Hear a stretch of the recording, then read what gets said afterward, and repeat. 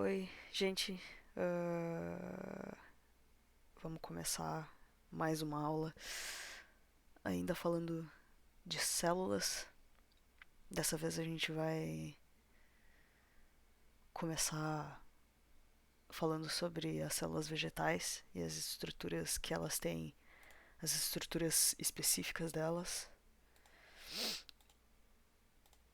E a gente vai começar dando uma relembrada. Eu acho que vocês, na verdade, devem estar cansados de ouvir isso. Mas as células eucariontes, né, elas têm o material genético, o DNA, envolto por uma membrana, núcleo verdadeiro, enquanto as células procariontes, elas não têm uma membrana em volta do DNA. O DNA fica solto no citoplasma. Aqui não, aqui tem um núcleo bonitinho, nucleolo. E aqui na célula vegetal também, né? A célula eucarionte tem a célula animal e a célula vegetal. A diferença dessas células, uh, em termos de organelas, é a célula vegetal ela tem mais algumas organelas que a célula animal não tem, que são células específicas, células não, organelas específicas, organelas exclusivas da célula vegetal. Essas eu coloquei essa imagem aqui só pra ver, né, que as membranas elas são uh, basicamente as mesmas. A única coisa que difere elas é a célula vegetal ter um vacúolo, um cloroplasto e uma parede celular. Na verdade, não um, né? Mas, enfim. Então, aqui, né, o cloroplasto, a parede celular e o vacúolo, enquanto todos esses outros. Todas essas outras organelas, elas são vistas, elas são encontradas na célula animal também. Então, vamos começar. A parede celular. A parede celular ela está externa à membrana plasmática, ou seja, ela está em contato com o exterior. E essa parede celular ela é formada por celulose. Celulose é um polissacarídeo. A gente viu isso, né, bastante quando a gente estava falando sobre composição química, né, dos seres. A parede celular uh,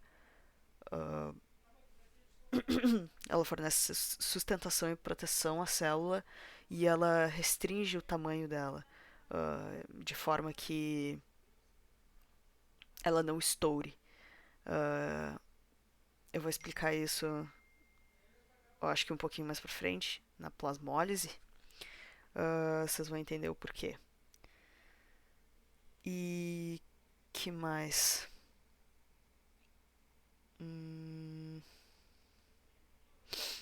Acho que é isso. Ela é relativamente rígida, porque ela tem um composto chamado lignina, que é uma coisa bem resistente. Ela serve de reforço na parede celular. Uh, por isso que a parede celular ela serve de proteção e sustentação, porque é uma coisa rígida, porém não tão rígida a ponto de não ser maleável, né? Uh, o vacúolo, ele é essa estrutura grande, grande, grande. Geralmente ele ocupa a maior parte da célula vegetal. Um, e o vacúolo ele serve para armazenamento de substâncias, como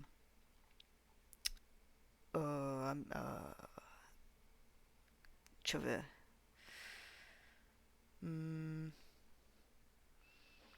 Enfim, amido, ah, e também ah, substâncias orgânicas e inorgânicas dissolvidas, tipo açúcar, proteína.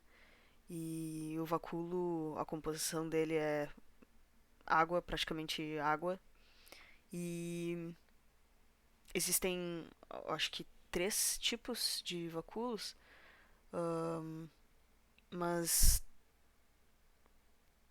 a função dele, geralzona, assim, é armazenar a substância, fazer a digestão de componentes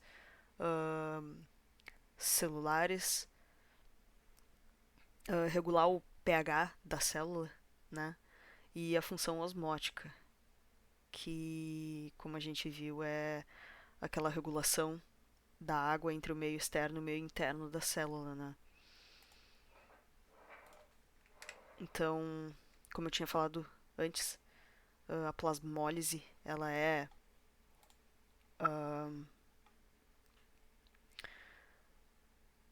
um, vamos dizer, uma ocorrência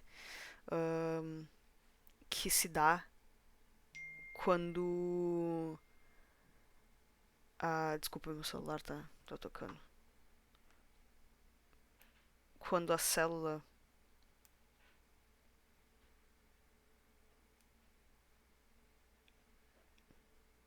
Que droga, não quer ficar no modo silencioso. Quando a célula ela quer regular a quantidade de água que tem entre o meio e o interior da célula. Então, na plasmólise, a gente, a gente vê que a célula vegetal, quando ela é colocada num meio hipotônico, ou seja, o hipotônico é a concentração, água com concentração menor do que do interior da célula, né? Uh, ela, essa célula vegetal, ela absorve a água entra nessa célula até certo ponto, uh, que a parede celular limita ela. No caso, ela não, ela não, a água não entra na célula a ponto de estourar que nem numa célula animal, porque se uma célula animal ela for colocada num meio hipotônico, ela vai inchar até ela estourar. E a gente chama esse estado da célula vegetal de túrgida. Ela tá túrgida, ela tá inchadinha, gordinha, digamos assim. E se essa célula, nesse estado normal dela, nesse estado túrgido, for colocada no meio hipertônico, a água vai sair, né? E a parede celular vai deixar de ficar tensionada, vai deixar de ficar inchadinha. E a gente chama esse estado de com a célula flácida, o estado flácido da célula. Então, e se a gente colocar a célula vegetal numa solução hipertônica, que é muita concentração, né? Muita concentração de soluto no meio externo do que né, do que o interior da célula. Essa célula ela vai murchar, murchar tanto, a água vai sair, ela vai perder tanta água que ela vai murchar, ela vai ficar bem murcha. E a membrana plasmática, que é a parede celular, ela é adjacente, né? Elas são coladinhas. A membrana plasmática ela vai se descolar da parede celular. Esse estado a gente chama da célula plasmolizada, o estado plasmolizado da célula. E o estado. Isso aqui é muito legal, Isso aqui dá pra fazer um teste no laboratório. A gente pega, corta uma fatia bem fininha de uma folha de alguma planta e a gente. Acho que nem precisa passar corante, mas tem gente que passa corante para poder ver direitinho o vacúolo, uh, o vacúolo inchadinho com corante. É legal de fazer isso.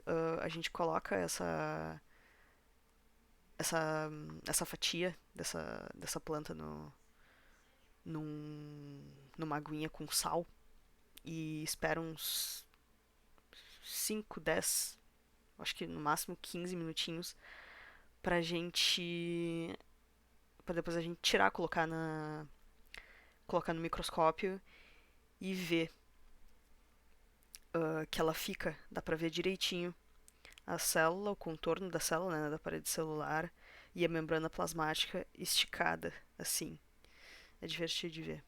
E antes a gente vê, né, o modo túrgido da célula é um modo inchadinho, né. Enfim, isso é a plasmólise. É, esse é basicamente a osmose em células vegetais, né? Por causa. Ela tem esse nome por causa da osmose da célula vegetal. Ela é um pouco diferenciada por causa da parede celular, né? Enfim, uh, tô falando demais. Plasmólise foi. Então vou voltar para os cloroplastos, que é mais uma das estruturas que só a célula vegetal possui. O cloroplasto, eles são plastídeos, são umas estruturas que elas possuem DNA próprio e eles podem se autoduplicar. Uh, Existem outros tipos de plastídeos. Os cloroplastos são os que são os mais conhecidos e os mais complexos. E os cloroplastos, eles têm a clorofila, que é que dá, né, a cor verde as folhas e algumas plantas e faz a fotossíntese, né? A clorofila ela capta a luz para que a planta possa realizar a fotossíntese. Que mais? Uh, os outros tipos de cloroplasto é cromoplasto, que aí o cromoplasto ele tem outros pigmentos, né? Ele dá outras cores às plantas. Vermelho, eu acho, amarelo, porque tem carotenoide. E. Enfim, fazem fotossíntese, mas não tanto quanto a clorofila. Uh, Cloroplasto, acho que é isso. A clorofila é isso também, eu acho. Ah, sim. Clorofila, ela tem vários tipos de clorofila. Tem a clorofila A, que é essa clorofila que ela está presente em basicamente, eu vou chutar muito alto, talvez eu possa chutar muito errado também. Eu acho que 70%, um pouquinho mais de 70% das plantas que a gente conhece, elas têm a clorofila, né? E ela está presente também em cianobactérias, em alguns outros tipos de seres eucariontes, né? Seres multicelulares. Tem a clorofila B. Essa clorofila B, ela ela está presente em algas. E a clorofila C. Ah, sim, a clorofila C. Ela está relacionada com a algas, as algas vermelhas, né? e algumas diatomáceas. Ah, e, e eu acho que, na verdade, é só curiosidade mesmo. De saber que tem tipos de clorofila, né? E vamos ver. Foi. Foi tudo. Hum, então eu acho que por hoje é isso. E semana que vem. Não, semana que vem não. Amanhã eu já vou passar antes uma atividade para vocês fazerem. E aí semana que vem a gente continua com as células ainda. A gente vai ver alguns outros. Algumas outras estruturas e alguns outros. Como é que a gente fala? Eu vou usar a palavra acontecimento, não é isso, né? Mas me fugiu agora. Tipo a plasmólise, a difusão passiva, difusão ativa, né? Enfim, coisas que acontecem na célula que são importantes de serem estudadas para nosso entendimento, né? Então eu acho que é isso. Espero que vocês tenham entendido. E tchau, gente. Boa tarde. Ou bom restinho de quinta, ou não sei quando é que vocês vão assistir isso, mas enfim. Tchau, tchau.